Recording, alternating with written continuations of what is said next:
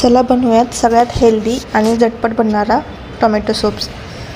तर याच्यासाठी ना मी 3 टोमॅटो घेतल्यात, त्याच्यासोबत कांदा, लसूण आणि हे फक्त आहे ना असं थोडंसं एक कढई घ्यायची, त्यामध्ये थोडंसं किंचित तेल टाकायचं आणि त्यामध्ये सर्व काही असं ठेवून द्यायचं।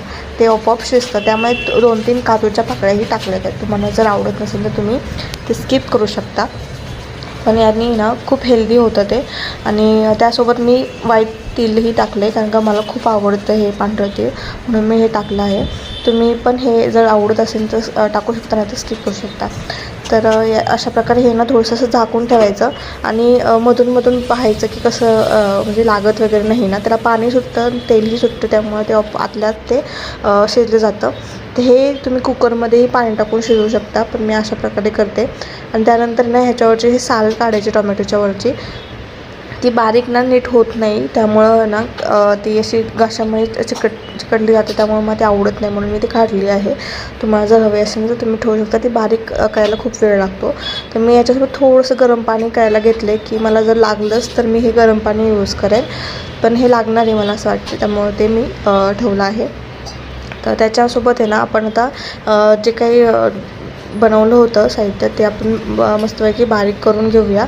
आणि आता त्याच भांड्यामध्ये ना मी सूप बनवणार आहे। थोडंसं मी घी टाकलं आहे आणि त्यासोबत मी हा जो मसाला होता तो डायरेक्ट टाकला आहे, जो बारीक केला होता टोमॅटो आणि याचा किस, आणि तो गरम पाणी ठेवलं होतं तेही मी ह्यात असं टाकलं आहे। आणि याच्यासोबत मी थोडंसं 1 चम्मच कॉर्नफ्लॉवरचा मिक्स केलं होतं पाण्यामध्ये, ते टाकलं आहे। तशा प्रकारे मी हे आता जे काही मिक्सरच्या भांड्यामध्ये जे मसाला राहिला होता तेही धुवून घेतला त्याच पाण्यामध्ये। त्याच्यामुळे एवढं पाणी माझं झालेलं आहे, अर्धा भांडं झालेलं आहे। ह्याला मी शिजवून आहे ना ह्याच्यामध्ये थोडंसं कमी करणार आहे, जसं पहिलं जेवढं झालं होतं तेवढं मी करणार आहे। आणि मस्तपैकी हे शिजून घ्यायचं। त्याच्यामध्ये थोडीशी साखर टाकायची, कारण का त्याचा आंबटपणा थोडासा कमी होतो, त्यामुळे साखर टाकायची। तर तुम्हाला गूळ हवे असेल तर गूळ पण टाकू शकता, छान असतो। त्यानंतर मी थोडंसं लाल तिखट, मीठ आणि थोडंसं काळी मिरी टाकली आहे, आणि थोडंसं चाट मसाला जर तुम्हाला आवडत असेल तर टाकू शकता।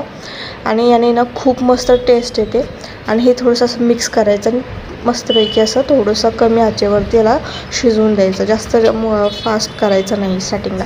अशा प्रकारे हे ना आपला सूप शिजला आहे।